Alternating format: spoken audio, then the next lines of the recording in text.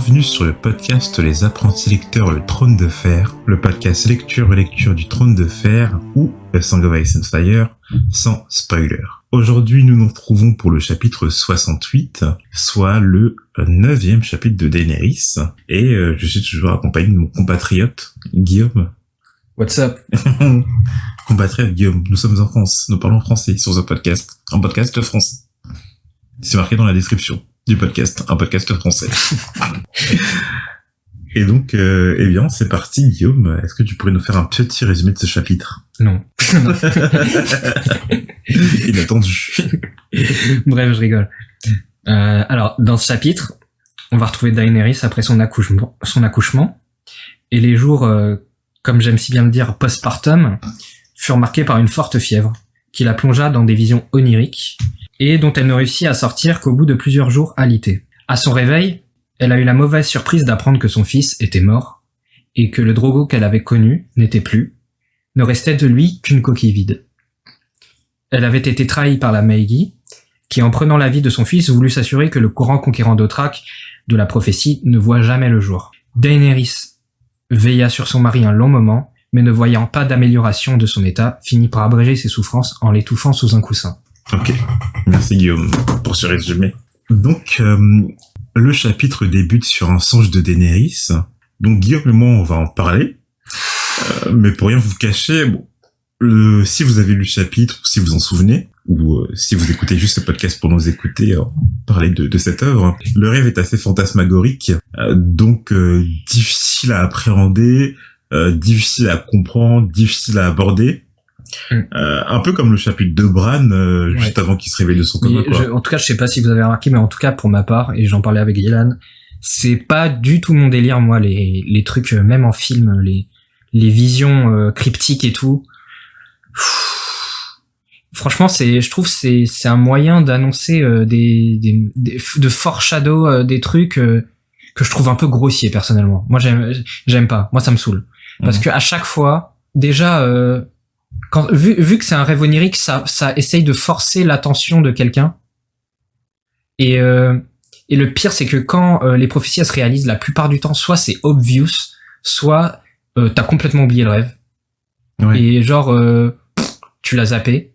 Alors que quand c'est des trucs plus subtils, quand c'est des détails dans des scènes, dans des dialogues, pour moi, je trouve, enfin, c'est que mon avis, hein, mais je trouve que ça récompense le lecteur ou le spectateur qui est attentif aux détails, qui aime discuter du truc. Ça récompense, je trouve, c'est plus le reward quand t'as... C'est plus gratifiant. C'est plus gratifiant. Quand t'as fait attention, quand t'as monté des théories solides, quand tu fais des liens qui sont plus subtils que des simples rêves, je trouve ça beaucoup mieux. Heureusement, Martine le fait beaucoup.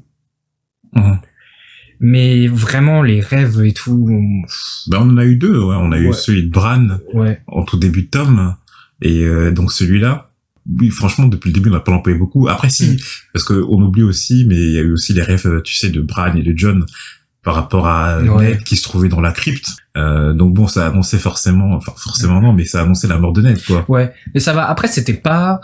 Le rêve de Ned, c'était pas trop... Ça partait pas trop dans tous les sens, alors que celui de Bran... relou, quoi. Franchement, relou. Ouais, c'est vrai qu'en plus, on s'y est pas trop replongé dans le rêve de Bran depuis le début, mais on n'a pas l'impression que ça a eu... T'imagines, ça se réalise au bout du 7e tome, franchement... Oui. Non, mais heureusement. Casse-couille, franchement. Après, je pense que, tu vois, franchement, on décortique le livre en faisant ce podcast, donc on s'en souvient. Je crois qu'il voyait un homme avec une chevelure d'or, un autre avec, je crois... Une armure d'or, un colosse, une espèce de colosse. Un titan, je crois que c'est quelque chose comme ça. Ouais, mais bon, tu vois, on essaye de faire attention, mais c'est même pas facile à retenir. Parce que et en plus on sait pas quel moment ça va se réaliser exactement. On sait pas quand ça va se réaliser, on sait pas si c'est en cours, on sait rien, moi j'aime pas. Simplement j'aime pas. Donc je vais essayer de te suivre pendant l'analyse du rêve et tout. Moi j'avoue Et en plus si tu regardes bien, c'est marrant parce que c'est justement quand tu regardes la série, c'est toute la partie des rêves qu'ils ont éclipsé les showrunners. C'est-à-dire que tous les rêves qui sont apparus dans ce premier tome, donc c'est-à-dire il y a eu quelques rêves avec la corneille à 3 yeux, mais pas comme ça. Moi j'en vois 4 rêves qu'il y a eu dans ce tome qu'ils ont pas incorporés dans la série. Donc le premier, c'est le rêve de Bran, avant de se réveiller de son coma, là où il survole justement Westeros dans le corps de la corneille. Le deuxième, pour moi, ça serait les rêves de Jon et Bran, où ils voient tous les deux Ned dans la crypte. Je crois qu'il y a aussi il y a Rickon qui rêve de Ned dans la crypte, qui voit Ned au moment de sa mort. Donc le troisième, ce serait le rêve de Ned à la Tour de la Joie. Et le quatrième, ce rêve de Daenerys dont on va parler dans ce chapitre, quoi. Et tous ces rêves, en fait, ils ont pas du tout été incorporés dans la série, parce que je pense que ça serait compliqué. Je pense que déjà, pour eux, c'est trop complexe à mettre en place, parce que comme tu dis, on sait pas à quel moment ça va se réaliser. On sait pas comment Martin veut, tu vois, veut le faire ressortir au fur et à mesure de Tom. Et je pense que même pour le mettre en place dans une série, je veux dire le mettre en place visuellement, cinématographiquement, pardon, c'est assez compliqué. Ouais, bah c'est la même chose, c'est un peu la même chose que les flashbacks dans les séries. Donc je crois que j'en avais parlé à un moment, que ça passe beaucoup mieux en livre que flashback, c'est un peu à l'ancienne, quoi. Ouais, non, mais là on n'a pas eu de, parce que là par exemple, je pense au passage où je crois que c'est Kathleen qui raconte justement son passé. Elle raconte à Roderick Castle au moment où ils sont en train d'arriver à Port-Réal. C'était un peu grossier aussi. Oui, elle raconte son passé à Littlefinger. Et toi, on avait déjà parlé dans la série justement, l'a fait justement raconter ce passage par Littlefinger. Mais du coup, il y a pas eu de flashback, c'est juste un récit en fait. Ouais. On n'a pas eu tellement de flashback. Le seul vrai flashback qu'on a eu, c'est Ned. Et en fait, ça a été raconté sous forme de rêve.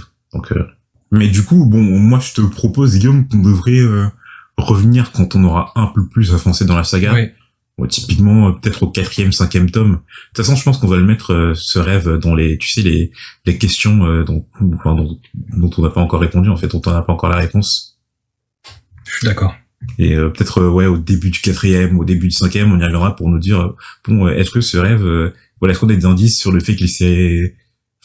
est-ce que c'est même pas une réalisation, en fait, parce qu'il y a pas c'est pas prophétique, ce rêve-là. Juste, est-ce qu'on a des indices sur le fait pourquoi il y a ce rêve au début de la saga. Mais bon, malgré tout ça, on va quand même en parler avec Guillaume et on va voir ce qu'on va pouvoir en tirer pour l'instant. Je vais un peu vous raconter le rêve, donc tu me coupes si tu veux rajouter des trucs. Tout en entendant, tu ne voudrais pas réveiller le dragon si Daenerys se trouve dans une immense salle se terminant par une porte peinte en rouge. Daenerys se dit à elle-même qu'elle ne pouvait pas regarder en arrière, qu'elle ne devait pas regarder en arrière de la salle, mais toujours avancer vers la porte, tandis que ses empreintes laissaient des traces sanglantes. On apprend plus tard dans le chapitre ce qu'elle fuyait, la raison pour laquelle elle ne pouvait pas revenir en arrière, il y est question d'un souffle glacé qui la talonne. Et si ce souffle l'atteint, nous dit-elle, elle mourrait d'une mort encore pire que la mort, qui la condamnerait à rouler seule dans les ténèbres pour l'éternité. Donc après, je peux me tromper, mais tu vois, ce souffle glacé, ça fait un peu penser au rêve de Bran et peut-être au Marcheur blanc. Au Marcheur blanc. Ok. Ça peut, ouais. Parce que on peut penser aussi que ce soit la mort, tout simplement, mais là, on dit que c'est pire que la mort. Ouais. Et bon, la seule référence pour l'instant qu'on a eu à la glace, sachant que la saga en plus s'appelle le Song of Ice and Fire, c'est les Marcheurs blancs. Mais après, le lien entre Daenerys qui se trouve à Essos et les Marcheurs blancs qui se trouvent au mur... Pour l'instant... ouais, zéro quoi. Rien du tout. Mais en fait, je vois que ça pour l'instant... la seule chose à laquelle pourrait faire référence ce souffle glacé. Oui, après, c'est sûr, parce que là, c'est dit d'une manière ultra péjorative, tu vois, c'est pas une question de Stark, de machin, c'est un truc beaucoup plus ésotérique. Ouais. Mais de toute façon, tu te rappelles quand elle a approché comment Jorah Mormont a emmené Daenerys dans la tente d'Emery Mesdur pendant qu'elle était en train de faire des trucs avec Khal Drogo. Tu sais, elle avait vu des ombres, elle avait vu une ombre avec un loup. C'est vrai. Avec une sorte de loup. Et on s'était demandé à poser la question, est-ce que ça fait référence aux Stark, mais quel lien pouvait avoir Daenerys forcément avec les Stark, quoi. Ouais, c'est vrai.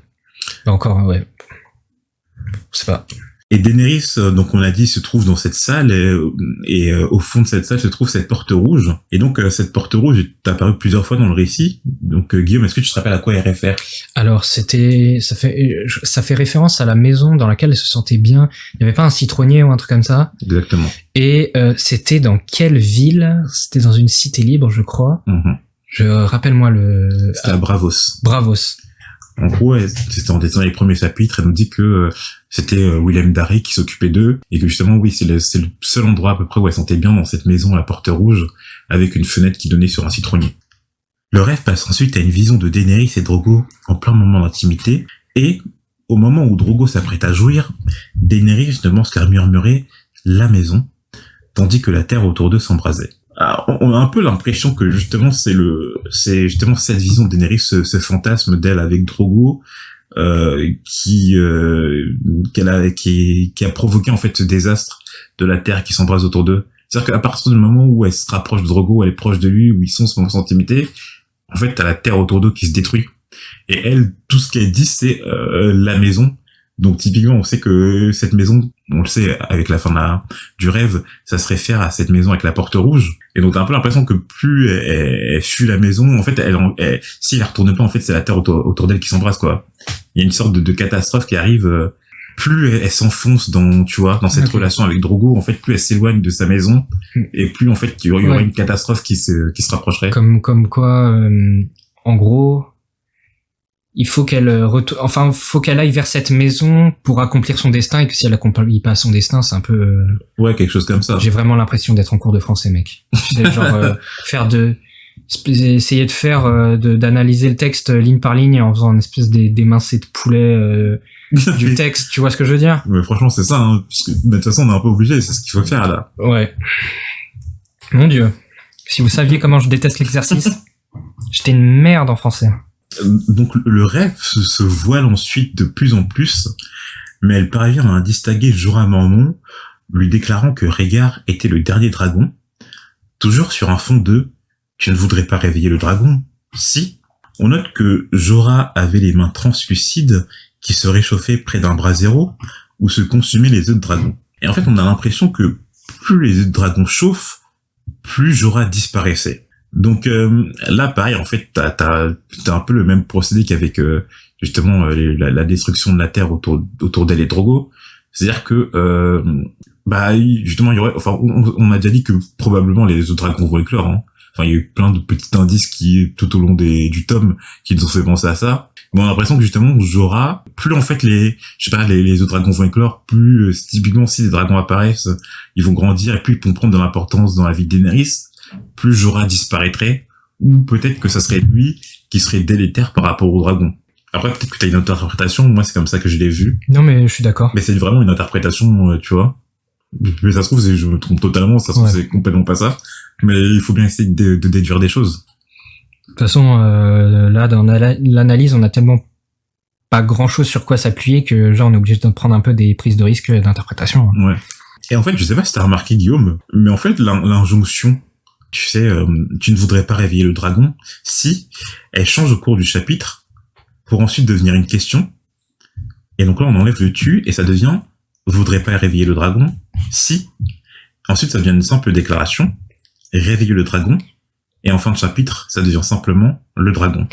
Et du coup, ça fait penser que justement, en fait, au départ, la phrase tu ne voudrais pas réveiller le dragon, si ça se réfère à Viserys, qui justement disait qu'il était le dernier dragon, se prenait pour le dernier dragon.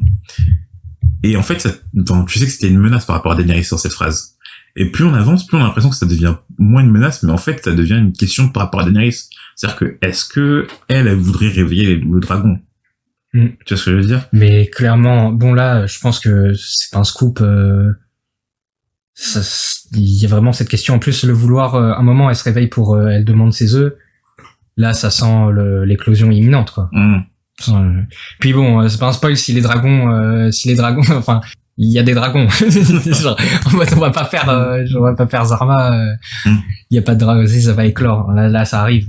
Elle songe ensuite justement à son frère Viserys, couronné par de l'or en fusion, comme au moment de sa mort, qui glapissait qu'il était le dernier dragon et que la couronne lui échouera.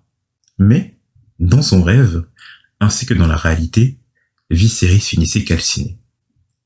Puis, elle rêve de son enfant à venir avec Drogo, tandis qu'une formidable chaleur lui abattait le sang, mais son fils était déjà grand à présent. Daenerys appréciait cette vision de son fils lui souriant, mais au moment où il essayait de parler, un flot de flammes lui sortit par la bouche et il s'embrasa pour finir en cendres. Donc, par rapport à Viserys, je viens de le dire, justement, c'est Viserys qui se prenait pour le dernier dragon, en fait, visiblement, il ne l'est pas. Vu qu'en plus, il a fini, c'est pas sous les flammes, hein, mais sous la chaleur, quoi. Donc, on sent que, voilà, il est écarté de cette prophétie, lui. D'ailleurs, il est mort de toute façon. Oui.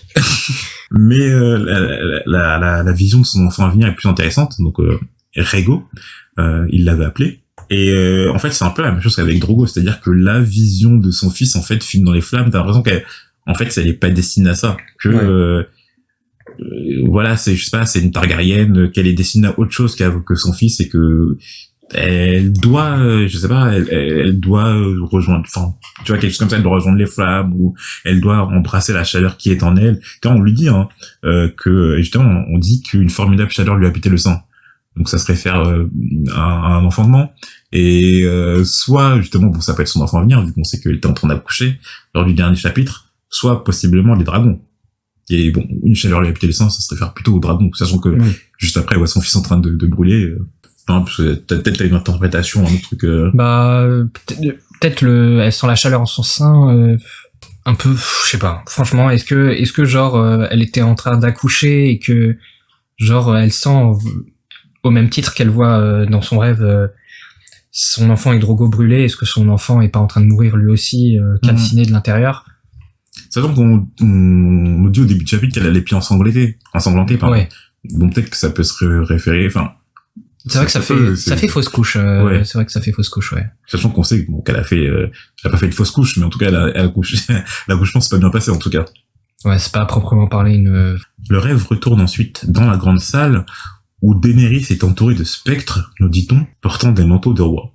On comprend que ce doivent être ses ancêtres Targaryens, puisqu'ils avaient tous des cheveux d'argent ou de platine et des yeux d'opale ou d'améthyste. Donc ses ancêtres lui crièrent d'aller plus vite, tandis qu'elle se pressait vers la porte rouge au fond de la salle.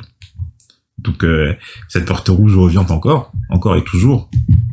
Et pendant cette course, une grande douleur lui lacérait les chines et elle se sentait se déchirer intérieurement, tandis qu'une odeur de sang brûlé la suffoquait. Et bon là, ça m'a fait penser un peu, à la devise des Targaryens, qui est, Guillaume, je te rappelle. Feu et sang. Exactement, feu et sang.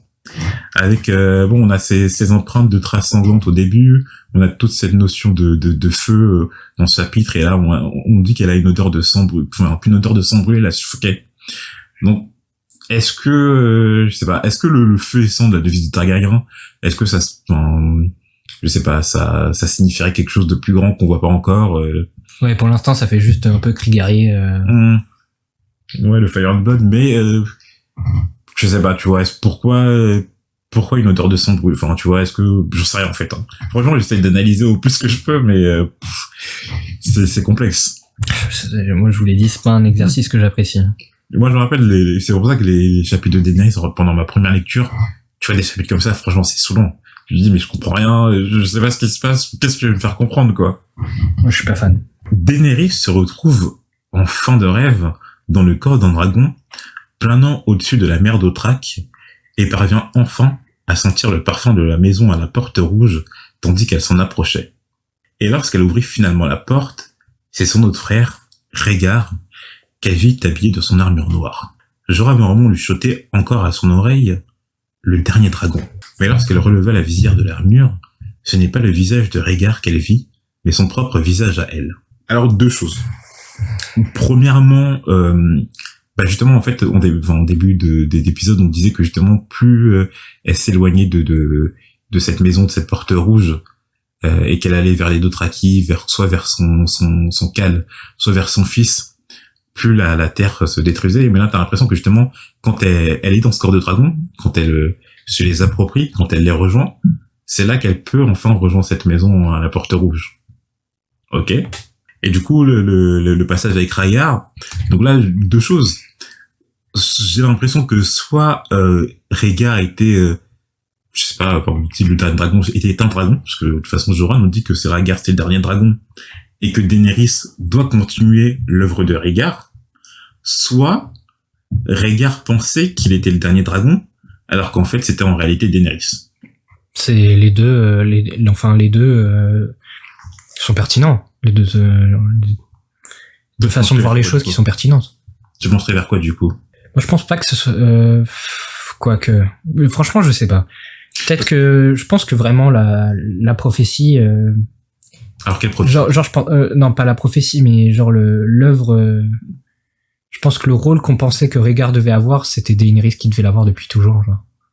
D'accord, donc quand on dit, admettons que par exemple les dragons apparaissent et que ça soit Daenerys, je sais pas, que ce soit Daenerys qui les fasse éclore. Donc du coup, est-ce que ça se référait à ça d'être le dernier dragon? Mais du coup, si on nous dit ça, est-ce que Rhaegar, qu'on dit être le dernier dragon, lui par exemple avait potentiellement fait éclore des œufs, éclos des œufs, pardon. On n'a aucune idée des conditions qu'il faut pour éclore des œufs. On sait même pas si c'est une question d'être digne.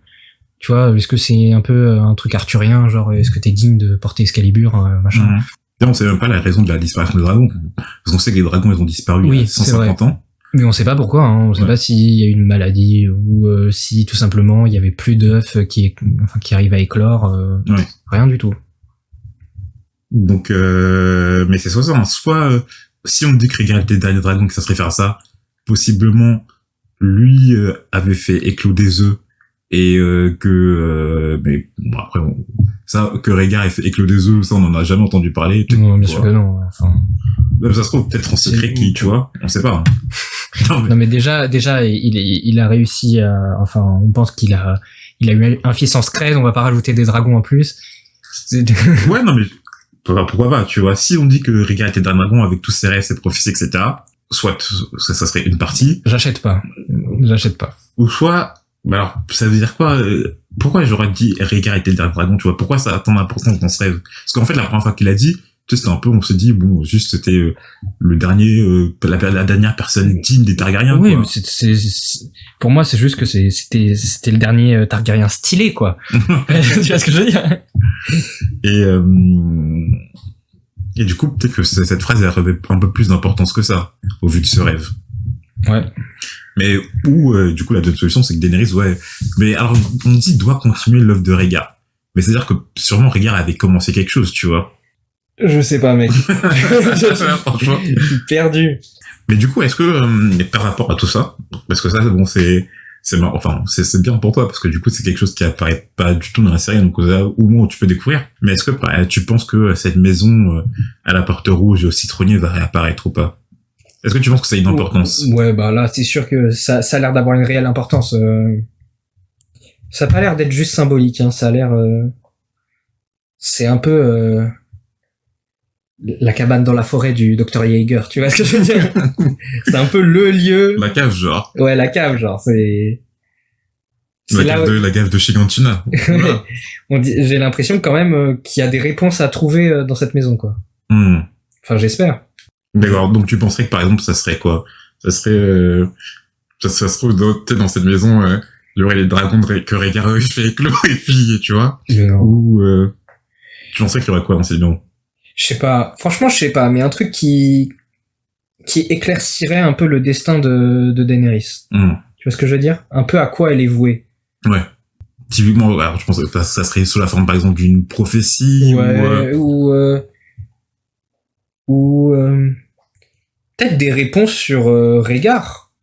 Des réponses sur Rhaegar, des réponses sur ce qu'il y a comme les vraies raisons de la rébellion. Mais à ce moment-là, moi j'aimerais pas trop, parce que ça voudrait dire... En fait, je trouverais ça trop facile du point de vue scénaristique. Parce que du coup, en fait, pourquoi Daenerys se repenserait à cette maison?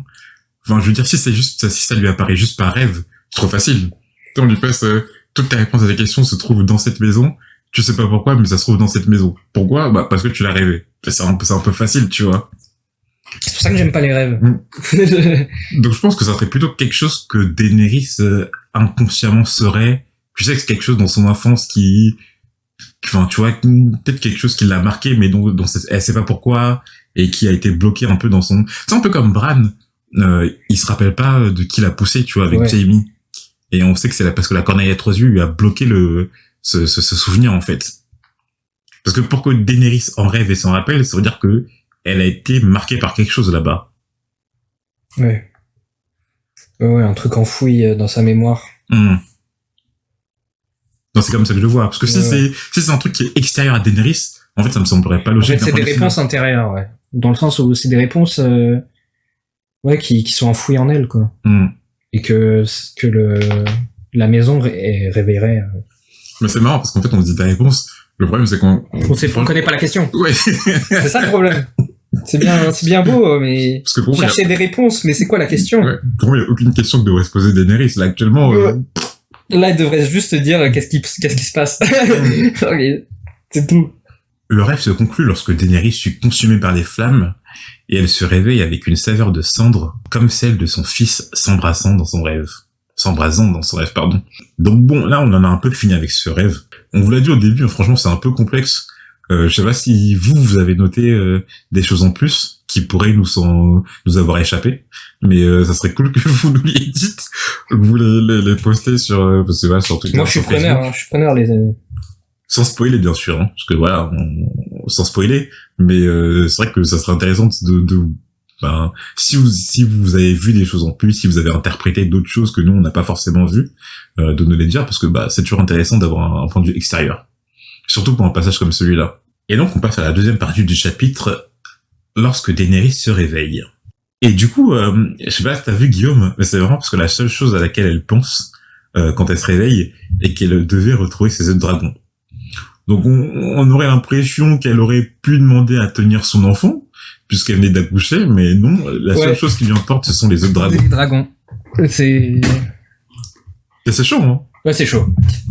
Mais en même temps, ça colle un peu avec le rêve et ouais, c'est vrai, ça se voit qu'il y a une force intérieure en elle qui la pousse à aller vers ces dragons. Vers ces dragons, quoi. Parce que, hein. Ouais, juste parce que, en fait. Et en plus, tu sens que, voilà, on l'a noté, on vient de le dire, mais tu sens que t'as tous ces ancêtres Targaryens qui la regardent là et puis disent, vas-y, va vers les dragons. Vas-y, ma sœur. C'est toi le dernier dragon. Tu peux le faire. Après plusieurs alternances de sommeil et d'éveil, elle demande enfin à ses servantes de lui amener Jorah Mormont et Mirri Maz-Dur, tandis qu'elle s'inquiète du sort de Khal Drogo. Iré lui répond qu'il est en vie, mais Daenerys aperçoit une ombre voilant son regard. Et c'est à ce moment-là que Daenerys se souvient aussi de son enfant. Elle prend alors Dicky à part pour lui demander des nouvelles, et sa servante lui apprit que l'enfant n'a pas survécu. Mais Daenerys le savait. Elle l'avait senti dès son réveil. Non, même dans son rêve où son fils était consumé, elle l'avait senti. Donc peut-être que inconsciemment en fait elle savait que son fils... Ouais, il avait cané. Ouais, quand dans son rêve elle a vu que Érigo, était calciné, fini en cendres. Bon. Je pense qu'elle sait que son rêve c'était pas qu'un simple rêve aussi. Hein. Je pense qu'elle doit pas se dire je veux juste rêver, tu vois. Je pense qu'elle doit savoir qu'il y a quelque chose de plus fort que juste des songes intérieurs. Jorah et Mirri arrivent enfin dans la tente et lui apprennent l'histoire de la naissance de son fils. Il était né monstrueux, couvert d'écailles comme un lézard, aveugle avec une queue et des petites ailes. De plus, son corps grouillait d'asticots. Donc, franchement, ça a l'air dégueulasse. Hein. Mais c'est hardcore. Franchement, ça a l'air vraiment dégueulasse. Mais est-ce que tu penses que tout ça c'est vrai ou c'est des... Tu sais, je me suis longtemps posé la question parce que cette scène, elle apparaît dans la série. Mm-hmm. Et je me suis dit, mais est-ce qu'elle raconte juste de la merde, genre en mode, ton fils, il était chum et tout, ou si c'était vrai. Et je me dis, Jorah, il contredit pas. Tu vois, Jorah, il est là. Et il dit pas, non mais ta gueule, tu dis n'importe quoi, parce que je pense que Jorah l'a vu quand même. Tu penses? Je pense que Jorah a jeté un coup d'œil. Genre en mode, c'est pas la Maggie. Déjà, Jorah, c'est lui qui a amené Daenerys pour accoucher.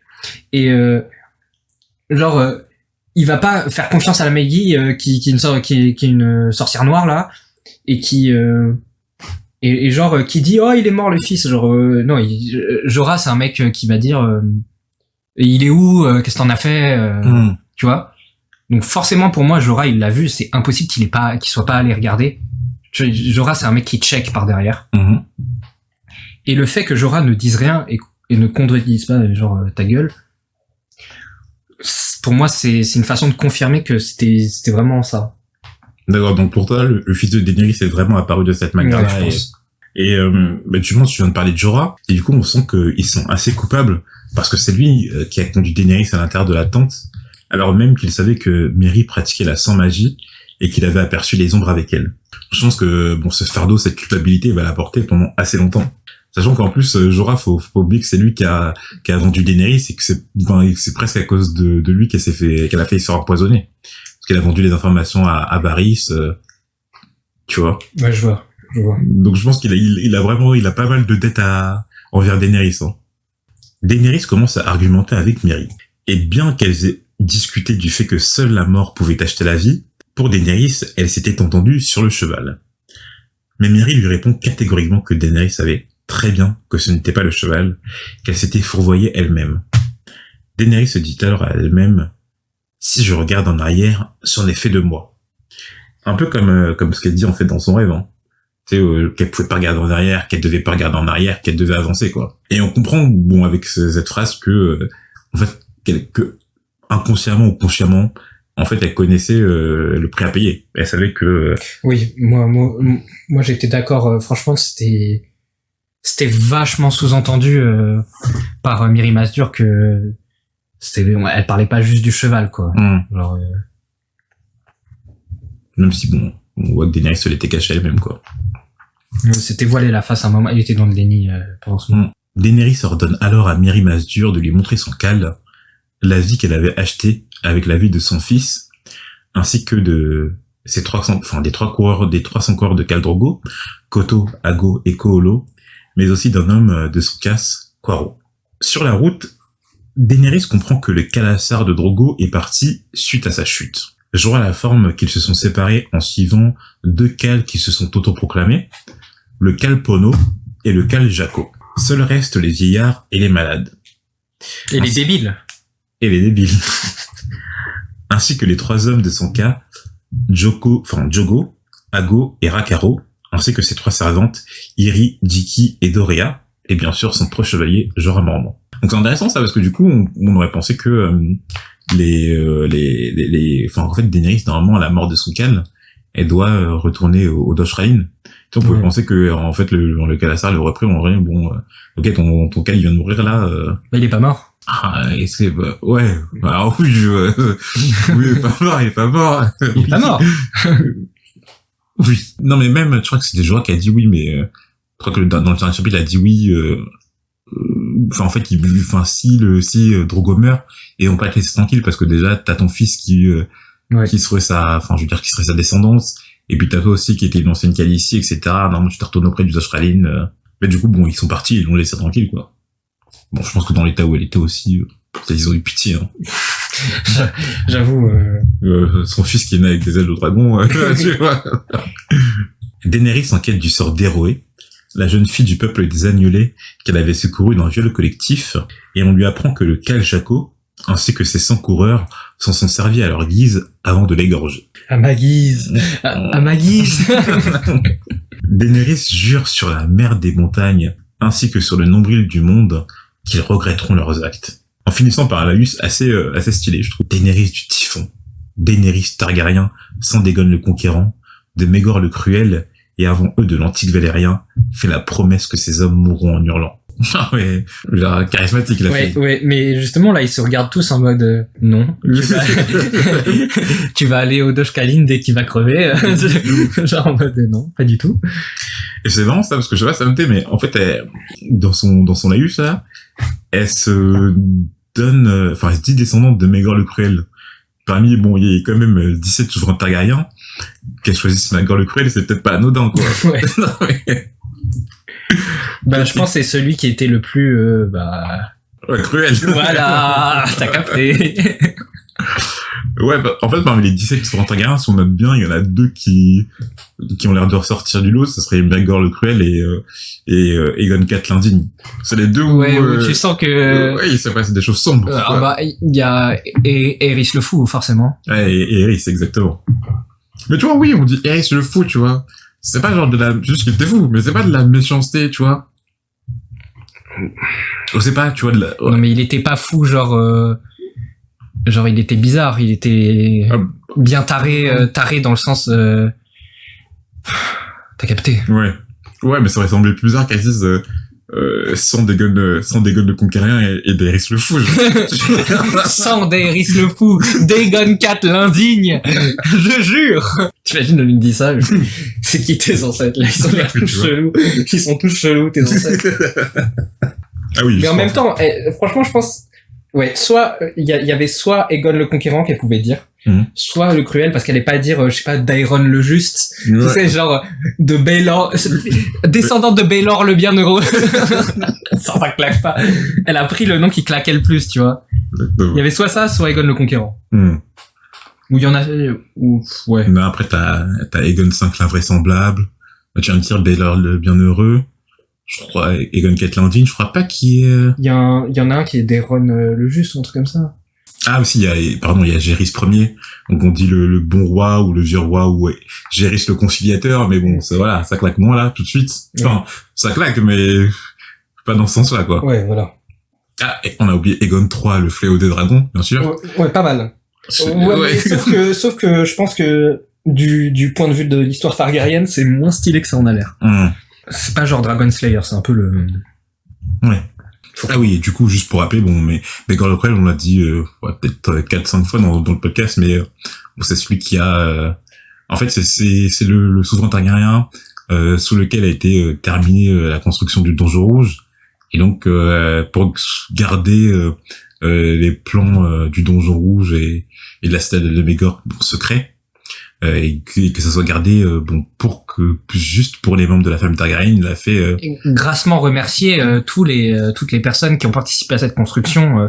Il les a tous remerciés, offert des titres, vraiment des belles maisons. C'est-à-dire qu'il les a zigouillés. Une maison 6 pieds sous terre.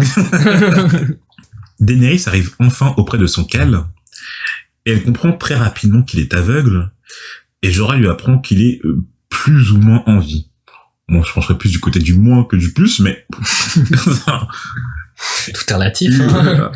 Le Khal mangera et boira si on le nourrit, et marchera où on le mènera, mais sans plus. On pourra le biberonner. Oui. C'est marrant parce que, bon, Daenerys, elle a accouché, son bébé il est mort, mais son mari... Non, mais tu vois. Oh. Non, mais dans un sens. Ça me dégue. Ça me dégue. Ouais, franchement, la façon dont elle le dit, t'as un peu l'impression qu'elle le dit. Va l'allaiter.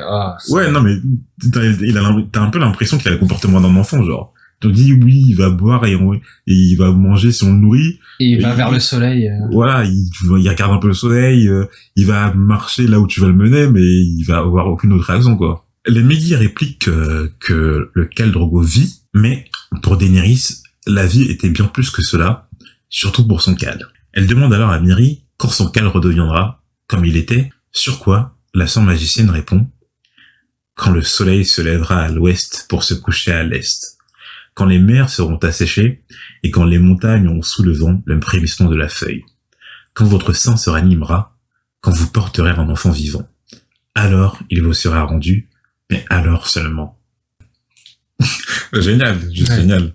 Ah, j'adore. C'est super beau. Non, mais c'est pas, tu vois, mais j'adore. Alors, du coup, on voit plusieurs choses avec cette phrase, mais du coup,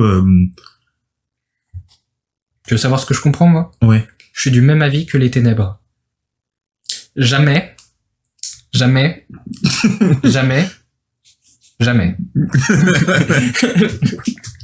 Donc, c'est-à-dire? Honnêtement, moi, je le vois de la façon juste... genre, c'est juste de très belles métaphores pour dire jamais, quoi. Ok. Moi, si ça avait été moi avec ma plume, tu vois, moi, j'aurais dit quand les cochons voleront, quand les coqs auront des dents, c'est ça l'expression, Oui, quand les poules auront des dents. Ouais, quand les poules auront des dents, quand les cochons voleront, tu vois. Bon, une moins belle plume que Martine, certes, mais une belle plume quand même. C'est délicat. Mais c'est-à-dire que dans ce jamais, du coup, tu prends le fait que Daenerys, ce qu'on dit quand votre sein se ranimera, quand vous porterez un enfant vivant. Donc du coup, est-ce que pour toi Daenerys serait stérile maintenant? Ouais. D'accord. Je pense qu'elle est stérile. À cause de cet accouchement raté. Médicalement parlant, je ne sais pas. Mais il me semble que... ça se trouve, à mon avis, c'est quoi? Genre, elle en a profité pour lui ligaturer les trompes. Ah, genre en mode, c'est quoi, genre elle est plus réglée, voilà, elle a plus de... Non, mais, tu vois, je sais pas si elle lui a fait une césarienne ou si elle a juste accouché. Non, je crois qu'elle a juste accouché. Mhm. Mais je sais pas, peut-être elle a utilisé sa magie noire pour faire en sorte qu'elle, tu vois, que ce soit, oui, ça fasse pas aussi partie du prix à payer, c'est en bonus. Mhm. Donc pour toi, le soleil se lèvera jamais à l'ouest pour se lever à l'est. Mais déjà, ça, à moins qu'il y ait une espèce d'apocalypse un peu mystique, Ah, voilà, typiquement un fléau de Valéria, genre quelque chose comme ça. ouais, mais genre c'est chelou, le soleil se lève à l'ouest, machin. Mhm. Je vois pas comment ça pourrait se réaliser de manière vraisemblable, genre. Ouais. En fait, justement, par rapport à la série, tu sais, t'avais plein de mecs et tout qui disaient, ouais, mais on sait pas. Genre, elle a pas dit jamais, tu vois, elle a dit quand le soleil se lèvera à l'ouest pour se coucher. Le soleil se lèvera à l'ouest pour se coucher à l'est. Bon, on l'a jamais vu, hein, je crois. Oui. Le soleil ou... Bah, oui. Ok, bon, du coup, Khal Drogo, never... Jamais. Jamais. Qui Jamais. dit encore ça, putain? Non, bref. Ah oui. Je sortirai jamais avec toi. Jamais. C'est cette fois. Je crois cette fois. Ah oui, putain. Ah, mais c'est la gosse, genre. Quoi? C'est la gosse quand il est ado. Oui. Quand il Et est genre, quand il couche avec elle, qu'il apprend le, jamais. Qu'est-ce que Ah t'as oui. dit? J'aime bien. Oui, J'aime bien, non, j'aime bien. C'est Ken Kojandi qui la retrouve plus tard. Oui. Et j'en souviens très bien. Peut-être d'ailleurs que je suis allé voir Ken Kojandi en spectacle. Oui, je sais. Oui. Je t'en ai déjà parlé, putain. Je radote. Je connais ta vie par cœur, mec. Non, mais c'est vraiment trop beau comme phrase. Quand le soleil se lèvera à l'ouest pour se coucher à l'est. Bon, vas-y, on enchaîne. Ok. Juste génial. Alors, il vous sera rendu. Mais alors seulement. Se retrouvant seule avec Mirri Masdur, Daenerys l'accuse du meurtre de son enfant. Qu'elle savait le prix à payer pour la fausse vie de Drogo. Mirri réplique que de cette façon, Rhaego, son enfant, ne serait jamais l'étalon qui montrera le monde, qu'il ne brûlerait jamais de ville et que son Khalasar ne détruirait pas de nation. Quand Daenerys invoque le fait qu'elle l'avait sauvé des mains des Dothraki, avant qu'elle ne se fasse jurer, Mirri répond que, de toute façon, sa vie était déjà finie. Le Khalasar avait détruit son temple, ainsi que sa maison, et que tous les gens avec qui elle était proche furent tués devant elle. Daenerys répond que, malgré tout, elle lui a sauvé la vie, et Mirri éclate de rire. Regarde ton Khal et ce que vaut la vie quand on a tout perdu. Génial. Ça se passe. Franchement, ce chapitre, il est vraiment génial, quoi. Superbement bien écrit. Ouais. Les dialogues français, incroyable. Attends, regarde ton Khal et ce que vaut la vie quand on a tout perdu. C'est vrai que, tu sais, je vois bien le même avec Dog Life, tu sais, les petites lunettes qui descendent là. Dog Ouais. Life. Ah, moi, je vois plus comme teen person. Moi, je veux plus, tu vois, comme une vieille personne, tu vois, qui regarde une jeune et qui dit, mais qu'est-ce que tu connais à la vie, quoi. Genre, tu me parles, mais voilà. Tu jactes. Ouais, t'as un peu l'impression qu'elle met Daenerys face à la réalité de la chose, quoi. Non, Mirri Masdur, elle finit bien. Et tu sais, en fait, ce qu'elle dit par rapport à l'enfant de Daenerys, Rhaego, ça m'a fait un peu penser à ce qu'il a dit, Pycelle. Tu sais, lorsque Robert, apprend que Daenerys est enceinte, et qu'ils ont ce débat avec Ned, et avec tout le conseil récent pour savoir si, oui ou non, il devait tuer Daenerys alors même qu'elle portait son enfant.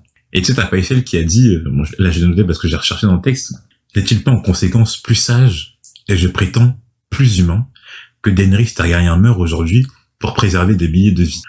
Utilitarisme. C'est de l'utilitarisme. C'est quoi ta définition d'utilitarisme? C'est quand, pour le bien commun, tu acceptes de faire de commettre un peu des horreurs, genre. Genre en mode, tu sacrifies vraiment une personne pour le bien commun. Par exemple, pour la recherche, t'accepterais de faire des choses non éthiques parce que ça permettrait de faire avancer la recherche et de valoriser le bien commun. Et toi, t'en penses quoi? Non, parce que je pense qu'ils sont genre vu la personne sur le trône là, c'est un mytho. Genre non, je parle juste par rapport à Mirri Masdur. Ah. Parce que tu te mets ton... Franchement, vu les Dothraki là, elle a pas tort. Je pense aussi, ouais. Je pense qu'elle a quelque part elle a pas tort. Parce que ça aurait été, en plus si Drogo avait été vivant, genre s'il l'avait élevé, machin, il en aurait fait une machine de guerre, genre. Et le truc, c'est que je vois pas les Dothraki une fois, même, tu vois, souvent le plan, c'est, tu sais, souvent dans les fictions et tout, quand il y a un plan de conquête mondiale, le but, c'est d'instaurer l'ordre, et tout. Les Dothraki, c'est même pas leur objectif, tu vois. Genre, c'est même pas instaurer l'ordre, faire régner la paix partout, un peu par la peur. Ils auraient foutu le dawa dans tous les royaumes, genre. C'est pas l'Empire romain qui, tu vois, qui conquiert, ouais. Non, mais oui, leur but, c'est de piller, violer et baiser, quoi. Enfin, ouais. Et du coup, par rapport à, je me rappelle plus, on avait eu ce débat par rapport à Daenerys. Mais c'est vrai que c'est un peu la même chose, hein. C'est-à-dire que si Rhaegonais, ça serait un héritier Targaryen mal de plus en plus, enfin, avec Viserys, et tu sais qu'il aurait essayé de conquérir Westeros avec son armée de Dothraki. Est-ce que ça serait pas plus humain? Et tu vois, qu'est-ce qu'il dit plus sage de tuer Daenerys maintenant que de laisser la guerre arriver 15 à 20 ans plus tard, quoi. Ouais. Je sais pas. Daenerys fait alors saisir Mirri Maz-Dur par les hommes de son cas, mais ne se résout pas à simplement lui faire trancher la tête en pensant « Si la vie ne valait plus rien, que valait la mort ?» Génial. Pareil, génial. Non mais tu sais, en vrai, ça, je pense que Mirri Maz-Dur, bah non, je pense que c'était déjà préparé à mourir de toute façon. Ouais. Donc que tu me tues, que tu me tranches la tête, qu'est-ce que ça a changé? De toute façon, j'ai déjà tout perdu, moi ma vie elle est finie, quoi. Mais en fait, ça fait un peu écho au chapitre précédent avec Sansa et Joffrey.